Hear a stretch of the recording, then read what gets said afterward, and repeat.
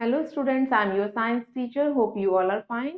Now we will start our new chapter, chapter first, crop production and management. So in this chapter we shall learn about the crops. How does the crops produce and how should we manage those crops? We will discuss in this chapter. Now let's look the learning points. These are the learning points that we will discuss in our chapter. Crops, basic agricultural practices, crop seasons, food from animals. Now students, get ready for the exercise. These pictures are related with the cultivation of crops. Look at the pictures and name them. Now you can identify the images and name the procedure. First is preparation of the soil. Now write it here.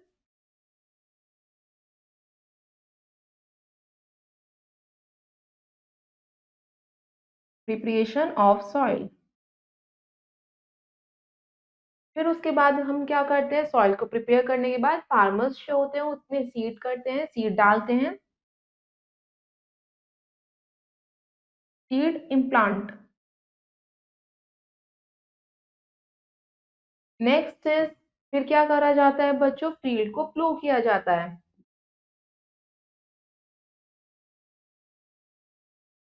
Next आता है बच्चों, फिर हम क्या करते हैं, हमारे grains जब हार्वेस्ट हो जाते हैं, पक जाते हैं, उनकी कटिंग के बाद उनको उसमें से ग्रेन्स को अलग किया जाता है, स्टॉक्स को अलग किया जाता है, उसे हम क्या कहते हैं, थ्रेशिंग।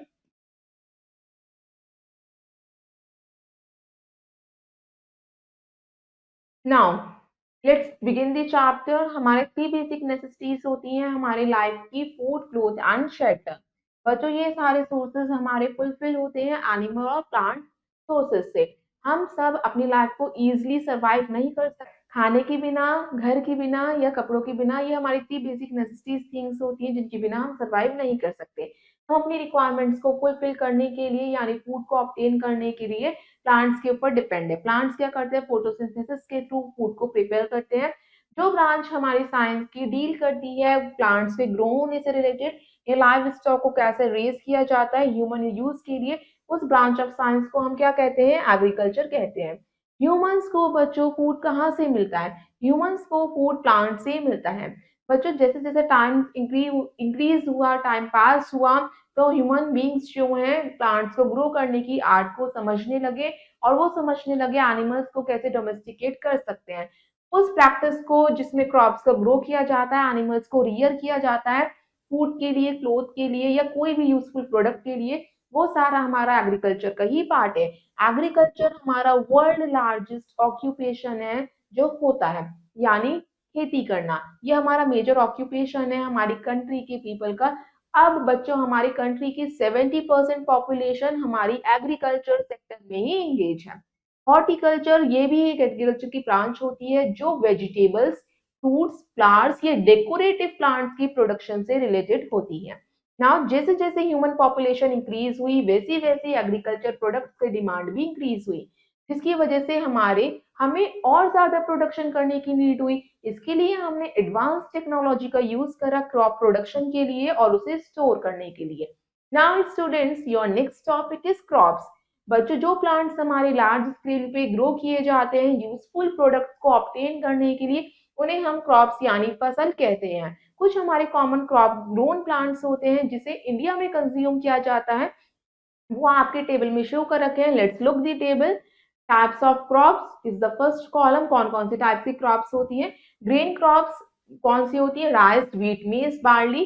फाइबर क्रॉप्स में जूट और कॉटन आती हैं। दाल पल्सेस में ग्राम, पीस, बीन्स आते हैं। ऑयल सीड्स में मस्टर्ड, ग्राउंडनट आते हैं। Root crops sweet potato, carrot आती हैं। ट्यूबर क्रॉप्स में पोटैटो, टैपियोका आता है। शुगर क्रॉप्स शुगर केन और बीटरूट यानी कि जो आपका शकरकंदी आती है। नेक्स्ट प्लांटेशन क्रॉप्स में कॉफी, टी, रबर, कोकोनट आता है। Now let's see the next topic, crop season. बच्चों क्रॉप्स जो है इंडिया में क्लासिफाई की गई है सीजन्स के अकॉर्डिंग कि हम कौन से सीजन में कौन सी क्रॉप्स को ग्रो कर सकते हैं। We classify the crops into 2 categories, kharif and rabi. Now let's start with the kharif crops. Kharif crops को हम समर सीजन क्रॉप्स भी कहते हैं, जो हमारी सोन की जाती है बारिश के मौसम में यानी जून जुलाई मंथ में, और कटिंग होती है, हार्वेस्ट होते करते हैं हम उन्हें सितंबर अक्टूबर के मंथ्स में। कुछ हमारे एग्जांपल्स जो हैं समर क्रॉप्स के डिटेल्स, ग्राउंडनट, कॉटन, मेज, jute, pulses etcetera. Now next आती हैं आपकी रबी क्रॉप्स। रबी क्रॉप्स को हम विंटर क्रॉप्स भी कहते हैं, जो सोन की जाती है विंटर सीजन में यानी अक्टूबर टू नवंबर मंथ में, और कट यानी हार्वेस्ट की जाती है मार्च टू अप्रैल मंथ में। बच्चों इसके एग्जाम्पल्स है विंटर क्रॉप्स की पोटैटो, मस्टर्ड, व्हीट, पी, ग्राम, बार्ली एक्सेट्रा। नाउ नेक्स्ट है आपका let's see knowing fact. Crops grown between March and June, जो क्रॉप्स हमारी मार्च और जून में ग्रो होती है उन्हें हम जेड क्रॉप्स कहते हैं। उनकी एग्जाम्पल्स हैं बच्चों watermelon, musk melon, cucumber and vegetables. और बच्चों जो हमारी ग्रीन क्रॉप्स होती हैं आंकड़ा, ब्रिंजल, चिली, ये भी हमारी जेड क्रॉप्स के ही एग्जाम्पल्स हैं। Now students let's think an answer. इसमें आपको क्या करना है, टू एग्जाम्पल्स देने हैं रबी क्रॉप्स के, खरीफ क्रॉप्स की, पल्सेस के, फाइबर क्रॉप्स के एंड ट्यूबर क्रॉप्स के। Now students let's start with rabi crops. Rabi crops में हम फिल कर सकते हैं पोटैटो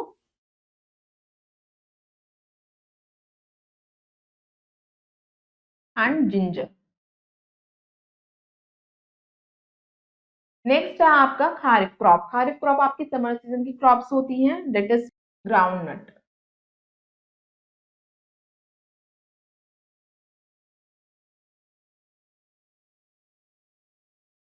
नेक्स्ट आता है आपका पल्सेस। पल्सेस में कौन से पल्सेस आते हैं आपके,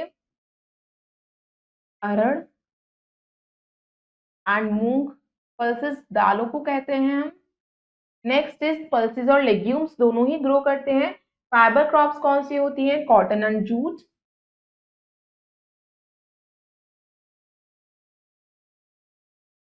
नेक्स्ट है आपका ट्यूबर क्रॉप्स। बच्चों ट्यूबर क्रॉप्स पोटैटो होती हैं और जिंजर भी tuber crops. Now next is basic agriculture practices. कौन कैसे कैसे स्टेप्स होते हैं जिससे एग्रीकल्चर की जाती है, यानी एग्रीकल्चर के दौरान कौन कौन से स्टेप्स फॉलो किए जाते हैं। नाउ जैसे जैसे टाइम क्या हुआ हमारा पास हुआ, डिफरेंट डिफरेंट स्टेप्स को फॉलो किया जाने लगा और कुछ हमारे नेसेसरी स्टेप्स थे वो निकल के आए हैं क्रॉप्स के प्रोडक्शन के लिए। उसी को हम एग्रीकल्चर प्रैक्टिसेस यानी कॉमन स्टेप्स कहते हैं क्रॉप्स को ग्रो करने के लिए। Now look at the first point. सबसे पहले सॉइल को प्रिपेयर किया जाता है, preparation of soil by ploughing and levelling. Next is sowing, applying manures and fertilizers. Next is irrigation, weeding, protection of crops from the pest and microorganisms. Next is harvesting, threshing and winnowing, storage. Now अब हम एक एक activities को detail में समझते हैं। First start with the preparation of soil. सबसे पहला स्टेप आता है जिसमें एक ऐसा प्रोसेस जिसमें क्रॉप को ग्रो किया जाता है, उसे प्रिपेयर किया जाता है। हमारा डिपेंड करता है कि किस क्वालिटी क्रॉप को हमें ग्रो करना है, उसी के अकॉर्डिंग हम सॉइल को प्रिपेयर करते हैं, उसके न्यूट्रिएंट्स को फुलफिल करते हैं, ऑक्सीजन देते हैं और वाटर करते हैं। बच्चों कुछ स्टेप्स होते हैं जिसमें सॉइल को प्रिपेयर किया जाता है। First start with ploughing. Ploughing बच्चों हमारा सॉइल को फर्टाइल करने के लिए किया जाता है, जिसमें सॉइल को लूज किया जाता है, मिट्टी को ऊपर नीचे किया जाता है। फ्लोइंग जो है बहुत सारे तरीकों से की जा सकती है। Let start with the first point. Roots को डीप पेनिट्रेट किए जाने के लिए, न्यूट्रिएंट्स को वापस से लाने के लिए, प्लांट के यूज के लिए, वीड्स को अपरूट करने के लिए, वीड्स यानी जो अनवांटेड प्लांट्स अपने आप ग्रो हो जाते हैं उसको रिमूव करने के लिए, जंगली पेड़ पौधे।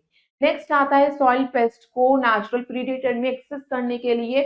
नेक्स्ट लॉन्गर पीरियड में मॉइस्चर को रिटेन करने के लिए, जिससे मिट्टी में मॉइस्चर रहे, नमी रहे और रूट्स को आसानी से ऑक्सीजन ब्रीथ कर पाए, वो सॉइल के अंदर से गुड एरिएशन हो पाए। मेन एग्रीकल्चर इंप्लीमेंट्स जो हैं जो हम फ्लोइंग के दौरान यूज करते हैं, फ्लो, हो और कल्टीवेटर। फ्लो जो है हमारा वुड का बना हुआ होता है, आयरन का बना हुआ होता है। ये नॉर्मली क्या करता है, फार्म एनिमल्स इसे खींचते हैं। बुलक्स जैसे ये टू पार्ट्स में होता है। जो फ्लो शेयर होता है वो ब्रॉड होता है, चौड़ा होता है, ट्रायंगुलर शेप में। एक आयरन स्ट्रिप इससे अटैच रहती है। एक आयरन शाफ्ट होता है जो लॉन्ग होता है, एक नैरो शाफ्ट होता है जो लकड़ी का होता है, जो इस बीम से अटैच रहता है। वो एक सिंपल टूल होता है जो वीड्स को रिमूव करने के लिए और सॉइल को लूज करने के लिए यूज किया जाता है। कल्टीवेटर भी एक फ्लोइंग टूल होता है जिसमें मल्टीपल ब्लेड्स होते हैं। आजकल बच्चों ट्रैक्टर का यूज किया जाता है एज अ कल्टीवेटर। ट्रैक्टर जो है एक्सपेंसिव होते हैं, ये क्या करते हैं, सेव करते हैं हमारे टाइम को भी और लेबर को भी। Now students here are the images of the tools plough, hoe and cultivator. Now let's do activity first. आपको क्या करना है, फार्मर के हाउस में विजिट करना है या एग्रीकल्चर फार्म में जाकर विजिट कर सकते हैं। आपको क्या करना है, सारे एग्रीकल्चर इंप्लीमेंट्स को जो वो यूज करते हैं उनको स्टडी करना है, उनके नीट एंड क्लीन डायग्राम्स बनाने हैं, उनके स्ट्रक्चर को शो करना है। Now next is levelling. Levelling भी आपके सॉइल की प्रिपरेशन का ही स्टेप है जिसमें हमारे लार्जर हम्स जो होते हैं सॉइल के, जो बड़े-बड़े गाँठें होती हैं, टुकड़े होते हैं, उसको सॉइल के छोटे-छोटे पीसेस में डिवाइड कर देते हैं, ब्रेक कर देते हैं, उसी को हम लेवलिंग कहते हैं। ये एक वुडन प्लैंक या आयरन लेवलर की हेल्प से होता है, इसलिए हमने इस प्रोसेस का नाम लेवलिंग रखा। Now let's look the first point.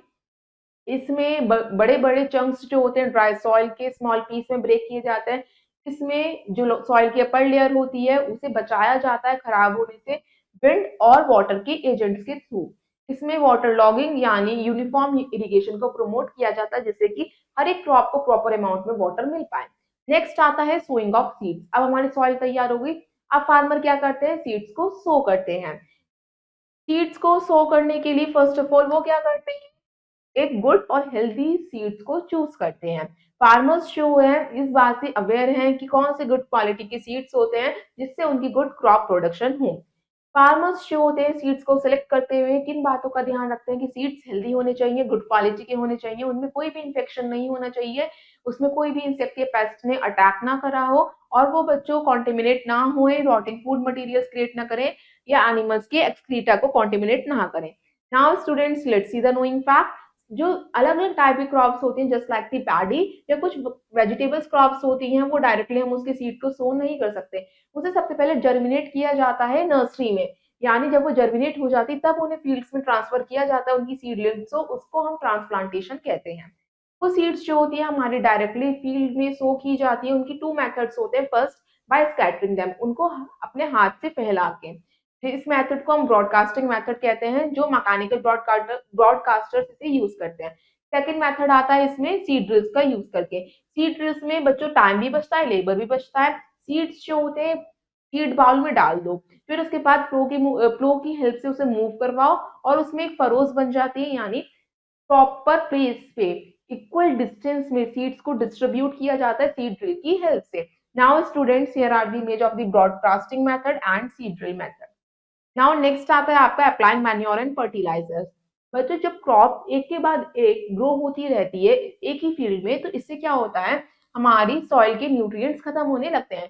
Manure और फर्टिलाइजर्स को ऐड किया जाता है सॉइल के न्यूट्रिएंट्स को रिप्लेनिश करने के लिए जिससे कि सारे ही प्लांट्स को इक्वल अमाउंट में न्यूट्रिएंट्स मिल पाए, जिसकी वजह से फार्मर्स क्या करते हैं अपने फील्ड्स में मैन्योर और फर्टिलाइजर्स का यूज करते हैं जो नेचुरल मेथड से यूज किए जाते हैं और कुछ हमारे आर्टिफिशियल मेथड्स भी होते हैं। Now students first is manure. Manure क्या होता है, मैन्योर एक ऑर्गेनिक मटेरियल होता है जो प्लांट्स और एनिमल्स के डेड रिमेन्स से बनाया जाता है। ये हमारा वेरी करता है डिकम्पोजिशन स्टेप में, यानी डिकम्पोजिशन स्टेज में ही इसे बनाया जाता है मैन्योर को, जिससे हमारे सॉइल की इंप्रूव होती है, न्यूट्रिएंट्स की फर्टिलिटी इंप्रूव होती है, सॉइल का स्टेटस मेंटेन रहता है। मैन्योर्स भी बच्चों 3 काइंड्स के होते हैं, farmyard manure, compost and green manure.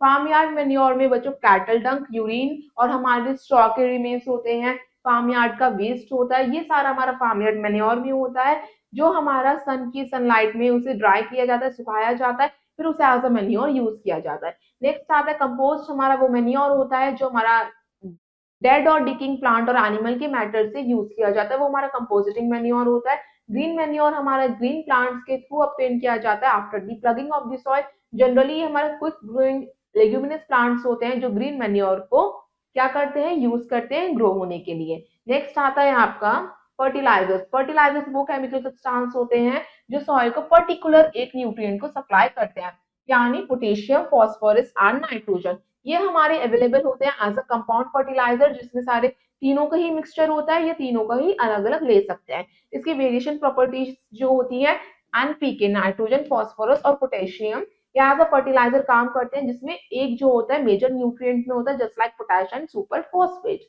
बच्चों हम फर्टिलाइजर जब ऐड करते हैं इससे प्लांट्स जो होते हैं उन्हें सारे मिनरल्स मिल पाते हैं और वो क्या करते हैं अपने मिनरल्स को डिसॉल्व कर लेते हैं अपनी बॉडी के अंदर, और in comparison to manure fertilisers जो होते हैं वो जल्दी से जल्दी फास्ट ग्रोथ करते हैं प्लांट्स और क्रॉप्स की in comparison to manure. Now students some common fertilisers कौन कौन से होते हैं, urea, ammonium sulphate, super phosphate और NPK and CAN. Now farmers जो होते हैं फर्टिलाइजर्स यूज करते हैं ज्यादा से ज्यादा क्योंकि वो बेटर होते हैं मैन्योर से। फर्टिलाइजर्स जो होते हैं इजी टू स्टोर होते हैं, ट्रांसपोर्टर होते हैं एंड यूज होते हैं। फर्टिलाइजर्स को सप्लाई किया जाता है स्प्रेइंग मेथड से, यानी ब्रॉडकास्टिंग मेथड या इरिगेशन चैनल्स के through. Now students let's look the table. Fertilisers और मैन्योर्स में क्या डिफरेंस है? First of all look the fertiliser. Fertiliser artificial और नेचुरल सब्सटेंस हो सकते हैं। फर्टिलाइजर्स वो केमिकल्स होते हैं जो सॉइल की फर्टिलिटी को इंक्रीज करते हैं और क्रॉप प्रोडक्टिविटी को इंक्रीज करते हैं। ये हमारी फैक्ट्रीज में प्रिपेयर किए जाते हैं, इससे ह्यूमस नहीं मिलती सॉइल को। ये हमारे प्लांट न्यूट्रिएंट्स रिच होते हैं इसमें, ये हमारे प्लांट्स के द्वारा जल्दी से एब्जॉर्ब हो जाते हैं और ये बच्चों हमारे ऑर्गेनिजम्स जो सॉइल में रहते हैं उनको हार्म करते हैं। इससे बच्चों हेल्थ इश्यूज भी क्रिएट हो सकते हैं क्योंकि ये आर्टिफिशियल होता है, इन्हें हम खुद जनरेट करते हैं। नेक्स्ट आता है मैन्योर। मैन्योर जो होता है बच्चों ये नेचुरल होता है, ये आर्टिफिशियल नहीं होता। इससे डेड और डिकिंग प्लांट और एनिमल्स के मैटर से इसे ऑब्टेन किया जाता है, इसे फील्ड में प्रिपेयर किया जाता है। ये सॉइल को ह्यूमस प्रोवाइड करता है, मतलब ज्यादा से ज्यादा फर्टिलिटी नेचुरल वे में देता है। इसमें प्लांट्स न्यूट्रिएंट्स कम होते हैं, प्लांट्स जो ऐसे धीरे धीरे एब्सॉर्ब करते हैं और इससे कोई भी ऑर्गेनिजम्स को हार्म नहीं होता, इससे सॉइल की क्वालिटी भी इंप्रूव होती है। Now let's do activity second. आपको क्या करना है, एक ऐसी शॉप पे विजिट करना है जहाँ पे फर्टिलाइजर्स सेल होते हैं और डीलर से आस्क करेंगे डिफरेंट टाइप के फर्टिलाइजर्स को दिखाने के लिए। आप हर एक फर्टिलाइजर को एक स्मॉल प्लास्टिक पाउच में लेंगे और उसे स्टैपल करेंगे अपनी प्रैक्टिकल पाइप में और उसके कलर को, शेप को और फीचर्स को लिखेंगे कि हर एक फर्टिलाइजर का क्या कलर है, क्या शेप है या क्या फीचर्स है। Now student, next is natural method of replenishing the soil fertility. कुछ नेचुरल मेथड्स होते हैं जिससे सॉइल की फर्टिलिटी को रिप्लेनिश कर सकते हैं, हम उसे दोबारा से ऑब्टेन कर सकते हैं। Now students, first is crop rotation. Crop rotation एक ऐसा मेथड है जिसमें डिफरेंट डिफरेंट क्रॉप्स को ऑल्टरनेटिवली सेम फील्ड में ग्रो किया जाता है।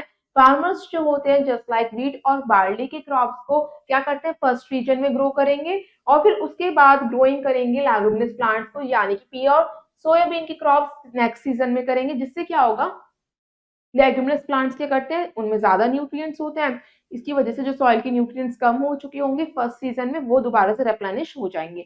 इसी को हम क्रॉप रोटेशन कहते हैं, यानी कि ऑल्टरनेटिवली सीजन में क्रॉप्स को ग्रो करना। नेक्स्ट आता है लिविंग दी फील्ड फैलो। बच्चों इस प्रोसेस में हमारा जो अनकल्टिवेटेड यानी उसे हम फैलो लैंड कहते हैं, उसे हम एक या एक से ज्यादा सीजन के लिए लीव कर देते हैं, छोड़ देते हैं, जिससे जो फैलो लैंड है उसमें से दोबारा से सारे उसके लॉस्ट न्यूट्रिएंट्स रीजनरेट होने लगे और हाई डिमांड जो फूड ग्रेन्स की थी वो फॉलो नहीं की जा सकती इस फैलो लैंड पे। नेक्स्ट आता है इरिगेशन मेथड। ये एक आर्टिफिशियल मेथड होता है लैंड को वाटर करने का, जिससे कि ग्रोथ ऑफ प्लांट अच्छे से हो पाए। डिफरेंट डिफरेंट क्रॉप्स जो है डिफरेंट क्वांटिटी की वाटर की जरूरत होती है। जरूरी नहीं है कि सारे क्रॉप्स को एक साथ इतना ही अमाउंट की वाटर की जरूरत हो, अलग अलग क्रॉप्स को अलग अलग टाइप की क्वांटिटी की वाटर की जरूरत होती है। बच्चों आपने देखा होगा अनसर्टेनिटी ऑफ रेनफॉल, यानी कि बारिश नहीं होती तब या ऑल्टरनेटिव मेथड्स का यूज किया जाता है वाटर को सप्लाई करने के लिए क्रॉप्स में। कुछ हमारे क्रॉप्स जो होते हैं उन्हें ज्यादा पानी की जरूरत होती है जस्ट लाइक पैडी, और कुछ को कम पानी की जरूरत होती है, crops need more water as compare to wheat crops. Now students, next is sources of irrigation. किसके थ्रू हम वाटर को क्या करते हैं, फील्ड्स तक पहुंचाते हैं, क्रॉप्स को वाटर करते हैं। ये हमारे सोर्सेज है rivers, reservoirs, lakes, ponds, wells, tube wells, dams और कैनाल। इसमें से पानी जो है फील्ड्स तक पहुंचाया जाता है। कैसे बच्चों, इरिगेशन कैनाल्स के through, pump by using electrical और डीजल पंप्स के थ्रू। नेक्स्ट आता है ट्रेडिशनल मेथड्स ऑफ इरिगेशन। पहले के समय में जब ये सारी चीजें नहीं होती थी तो कौन से मेथड्स का यूज किया जाता था। नाउ जब हमारे सिर्फ लेक्स, वेल्स, कैनाल्स होते थे तो ये हमारे ट्रेडिशनल मेथड्स होते थे हमारे फील्ड को इरिगेट करने के लिए। Now let's start with first one, swinging basket method, मोट और simple pulley system, water wheel method, chain pump method, ढेकली एंड राहत यानी लिवर सिस्टम। बच्चों इन सारे मेथड्स में वाटर को लिफ्ट किया जाता है मैन पावर और एनिमल पावर के through. Now here are the images of the different methods, swinging basket method, मोट और simple pulley system, water wheel method, next is chain pump method, ढेकली, रिवर सिस्टम, राहत। Now modern methods of irrigation. अब आज के time में irrigation के कौन से मेथड्स यूज किए जाते हैं, sprinkler irrigation and drip irrigation. Modern method से इरिगेशन के बच्चों ये क्या करते हैं, ज्यादा से ज्यादा किस पे वर्क करते हैं, इसमें बायोगैस, डीजल, इलेक्ट्रिसिटी या सोलर एनर्जी का यूज किया जाता है पानी को लिफ्ट करने के लिए। टू ऑफ दिस मेथड्स में इसमें स्प्रिंकल सिस्टम और ड्रिप इरिगेशन जो है वो आपको शो कर रखा है। स्प्रिंकलर सिस्टम यूज किया जाता है जहाँ पे सॉइल जो है वाटर को रिटेन नहीं कर सकती बहुत सारे समय तक के लिए, मतलब वो अपने अंदर पानी को नहीं रोक सकती, उसमें स्प्रिंकलर सिस्टम का यूज किया जाता है। इसमें रोटेटिंग नोजल्स जो होती हैं परपेंडिकुलर पाइप से अटैच रहती हैं और रेगुलर इंटरवल्स में इसे ऑन किया जाता है और क्रॉप्स को स्प्रिंकल किया जाता है पानी से। तो ये हमारा रेनिंग की तरह लगता है, जैसे बारिश हो रही हो। ड्रिप सिस्टम एक इकोनॉमिकल मेथड होता है इरिगेशन का, जिसे हर कोई अफोर्ड कर सकता है। इस सिस्टम में बच्चों वाटर को ड्रॉप बाय ड्रॉप रूट्स तक पहुंचाया जाता है क्रॉप्स की, और इसमें वाटर बिल्कुल भी वेस्ट नहीं होता ड्रिप सिस्टम में। इस सिस्टम को प्रैक्टिस किया जाता है उन रीजन्स में जहाँ पे पानी की कमी होती है।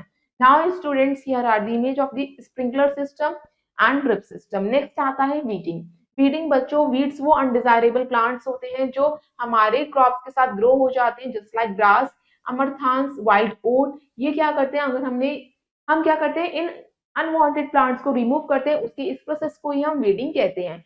बच्चों, प्रोटेक्शन कैसे कर सकते हैं हम अपनी क्रॉप्स को वीड से? बाय केमिकल सब्सटेंस जो डिस्ट्रॉय करते हैं वीड्स को, मगर हमारी क्रॉप्स को हार्म नहीं करते। Now students, let's to fill in the blanks. Your first is wheat and rice are dash, gram and beans are dash. Wheat and rice कौन सी crops होती हैं? Wheat and rice हमारी रबी crops होती हैं, तो write it here rabi.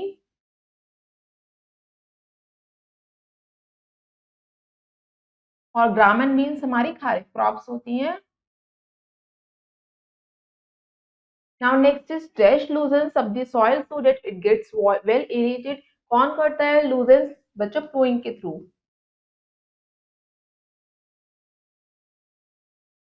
Next is sowing by using a seed drill.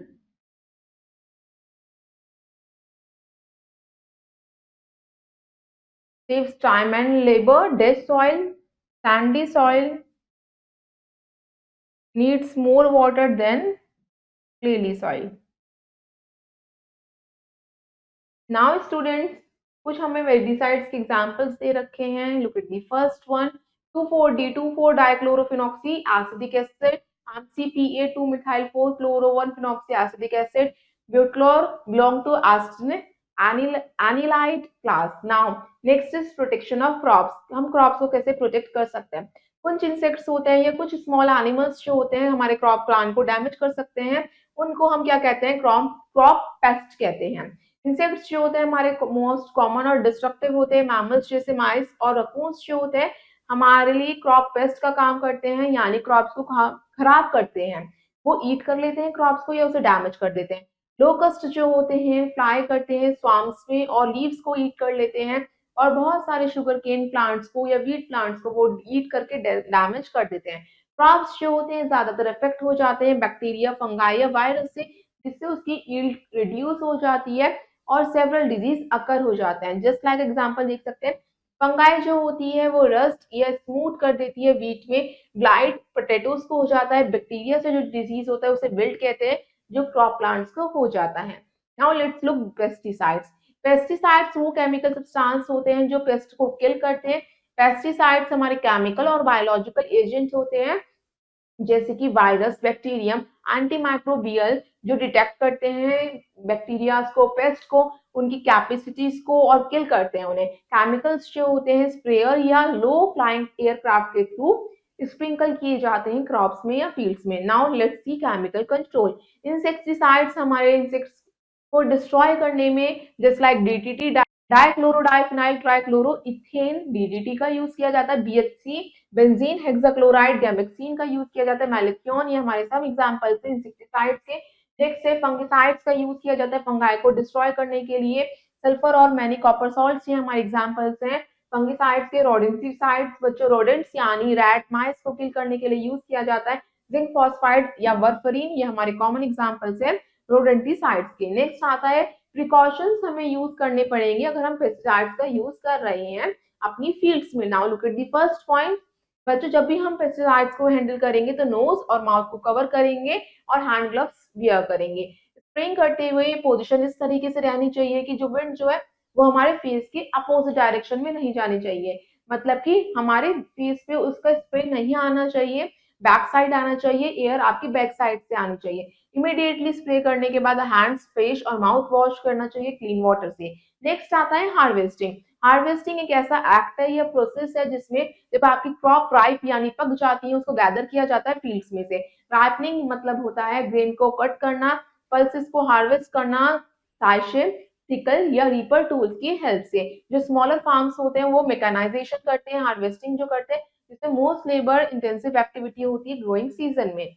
Now next is threshing. Threshing एक ऐसा process होता है जिसमें एडिबल पार्ट को रिमूव किया जाता है ग्रेन से, स्केली नेचर में इनएडिबल शाफ्ट को उसे अलग किया जाता है। एक मेथड होता है थ्रेशिंग का, वो हमारा जिसमें हम ग्रेन को बीट करते हैं थ्रेशिंग फ्लोर के ऊपर, या एक ट्रेडिशनल मेथड जो पहले थ्रेशिंग में यूज किया जाता था, डंकीज या ऑक्सन वॉक क्या करते थे सर्कल्स में ऑन द ग्रेन और हार्ड सरफेस के ऊपर, जिससे डेवलप्ड एरियाज धीरे धीरे उन्होंने कंबाइंड हार्वेस्टर का यूज करना स्टार्ट कर दिया। नेक्स्ट मेथड आता है विनोइंग। इस प्रोसेस में सेपरेट किया जाता है ग्रेन्स को शाफ्ट से। ये हमारा मेथड जो है, इसमें थ्रेशिंग मैनुअली जब हम हाथ से थ्रेशिंग करते हैं उसके बाद विनोइंग करना पड़ता है, जो विंड की हेल्प से होती है। जो ग्रेन और शाफ्ट का मिक्सचर होता है उसे हम ड्रॉप कर देते हैं ग्राउंड में, ऊंचे हाइट से करते हैं। जब हवा चलती है जो हमारे लाइट पार्टिकल्स होते हैं वो अलग होकर एक हीप का फॉर्मेशन करते हैं, यानी हीप पहाड़ बना लेते हैं, और हमारे जो हैवियर पार्टिकल्स होते हैं वो हमारे एज सीवर में रह जाते हैं। नाउ नेक्स्ट आता है हमारा जो लाइटर शाफ्ट होता है वो अलग हो जाता है, ग्रेन जो होता है वो अलग हो जाता है। Next storage of grains. अब क्या करते हैं हम ग्रेन्स को स्टोर कैसे करना है। इस प्रोसेस के बाद थ्रेशिंग और विनोइंग के बाद जब हमारा टाइम होता है क्रॉप्स जो अवेलेबल है कंज्यूम करने के लिए, उसे स्टोर करना एक स्विचेबल एनवायरनमेंट में। उस एनवायरनमेंट जो मॉइस्चर फ्री हो, इंसेक्ट से दूर हो, रैट से दूर हो, और माइक्रो ऑर्गेनिजम्स वहां पे बिल्कुल भी ना हो। हार्वेस्टेड ग्रेन्स जो होते हैं उसमें सबसे ज्यादा मॉइस्चर होता है। जो आपके ग्रेन्स यानी सीड्स जो होते हैं स्टोर किए जाते हैं वो गीले नहीं होने चाहिए। बच्चों अगर वो स्पॉइल या अटैक हो जाते हैं किसी भी ऑर्गेनिज्म से, फिर हम क्या कर सकते हैं, वो उसे हम यूज नहीं कर सकते, वो अनफिट हो जाते हैं for the use and for germination also. इसे पैक करना चाहिए गनी बैग्स में, साइलोस में, और एक प्रॉपर स्टोरेज एरिया में रखना चाहिए। Now let's see the knowing fact. एक मॉडर्न मेथड का यूज किया जाता है ग्रेन्स को स्टोर करने के लिए, जिसमें जहाँ पे रोडेंट्स पेस्ट या इंसेक्टिसाइड्स नहीं होते। बच्चों उसको क्या किया जाता है, नाइट्रोजन सर्कुलेट किया जाता है अपनी ग्रेनरीज में। अगर नाइट्रोजन को हम सर्कुलेट करेंगे तो यहाँ पे कोई भी रोडेंट्स, इंसेक्ट या पेस्ट अटैक नहीं कर पाएंगे। पेस्ट और माइक्रो ऑर्गेनिजम्स जो है लैक ऑफ ऑक्सीजन में सर्वाइव नहीं कर पाते, इसलिए। नाउ नेक्स्ट आता है food from animals. Animal sources से हमें कौन कौन से फूड प्रोडक्ट्स मिलते हैं। ह्यूमंस जो होते हैं एनिमल्स पे भी डिपेंड है अपने इन्यूमरेबल वेज में। बच्चों हमारे कुछ सोर्स ऑफ फूड जैसे कि मिल्क, मीट और एग, और कुछ हमारे क्लोथिंग सोर्सेज जैसे वूल और लेदर, ये हमें एनिमल से ही मिलता है। ट्रांसपोर्टेशन में भी एनिमल्स हमारी हेल्प करते हैं। कुछ एनिमल्स को हम एज अ पेट अपने घर में रखते हैं। जो एनिमल्स हमारे स्पेसिफिक पर्पस के लिए यूज किए जाते हैं उस प्रोसीजर को या उस फिनोमिना को हम डोमेस्टिकेशन कहते हैं। जो भी सारे हमारे डोमेस्टिकेटेड या यूजफुल एनिमल्स होते हैं वो उनका लाइफ स्टॉक में कंस्टिट्यूट किया जाता है, ब्रीडिंग, फीडिंग और उनकी लाइफ स्टॉक की केयरिंग की जाती है, उन्हें प्रॉपर फूड दिया जाता है। उसी हम प्रॉपर प्रोसीजर को क्या कहते हैं, एनिमल हस्बेंड्री। एनिमल जो है डोमेस्टिकेट किए जाते हैं ह्यूमंस के द्वारा, उन्हें हमने कैटेगराइज किया गया है। डिपेंड करता है कि वो किस तरीके के प्रोडक्ट्स हमें देते हैं। Now students look at the first point. First, milk yielding animals. जिन एनिमल से हमें मिल्क मिलता है यानी काउ, बुफेलो एंड गोट। जो हमें मीट और एग देते हैं, फिश, पोल्ट्री एंड डक। जिनसे हमें वूल और स्किन यील्डिंग एनिमल्स होते हैं, शीप हमें वूल देती है, goat, camel, leather, wool obtain from the them use for various purposes. Next आता है हनी यील्डिंग एनिमल्स, जिससे शहद मिलता है, बीज। इसके सिल्क यील्डिंग एनिमल्स, जिससे सिल्क मिलता है, सिल्क वॉर्म। ब्रॉड एनिमल्स, जो एनिमल्स हमारा यूज किए जाते हैं काम करने के लिए, mule, donkey, horse, bullock, camel, जो ट्रांसपोर्टेशन में भी हेल्प करते हैं और हमारे फार्म वर्क्स में भी हेल्प करते हैं, यानी प्लोइंग में, थ्रेशिंग में। इन्हें हम बीस्ट ऑफ बर्डन भी कहते हैं। Now students let's think and answer, name the following. Now students first is implement used for weeding. कौन सा इम्प्लीमेंट यूज करते हैं हम वीडिंग के लिए, हो। Next is implement used for harvesting, sickle.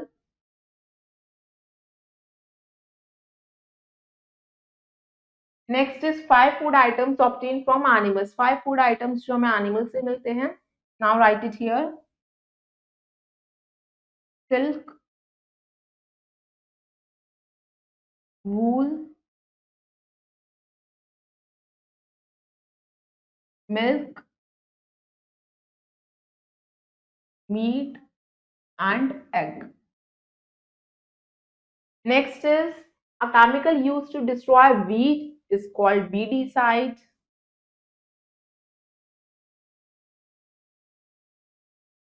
Next is separation of grains from chaff, उस method को हम थ्रेशिंग कहते हैं।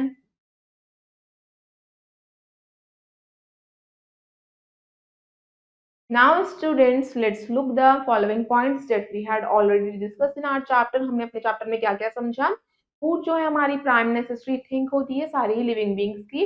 प्लांट्स जो हम लार्ज स्केल पे ग्रो करते हैं अपने यूजफुल प्रोडक्ट्स को ऑब्टेन करने के लिए। उन्हें हम क्रॉप्स या क्रॉप प्लांट्स कहते हैं। क्रॉप्स को हमने क्लासिफाई करा है सीजन्स के बेसिस पे। रब रबी क्रॉप्स जो होती हैं, विंटर क्रॉप्स होती हैं। हमारा फर्स्ट स्टेप जो होता है, उसमें हम क्या करते हैं, सॉइल को प्रिपेयर करते हैं क्रॉप्स को ग्रो करने के लिए। एक क्रॉप के बाद दूसरी क्रॉप को ग्रो किया जाता है सेम फील्ड में, जिससे कि हमारे सॉइल की न्यूट्रिएंट्स कम होने लगते हैं। विनोइंग एक ऐसा प्रोसेस होता है जिसमें ग्रेन को शाफ्ट से अलग किया जाता है। एक ऐसा प्रोसेस जिसमें अनवांटेड प्लांट्स को रिमूव किया जाता है, यानी वीड्स को हटाया जाता है, उसे हम वीडिंग कहते हैं। केमिकल सब्सटेंस जो पेस्ट को किल करता है बिना क्रॉप्स को हार्म करे, उसे हम पेस्टिसाइड्स कहते हैं। जो जहाँ पे हम एनिमल्स को रखते हैं स्पेसिफिक पर्पस के लिए, उसको हम डोमेस्टिकेशन कहते हैं। Now students, rest of the exercise you will do yourself. I hope you all students have understood this chapter. Thank you and have a nice day.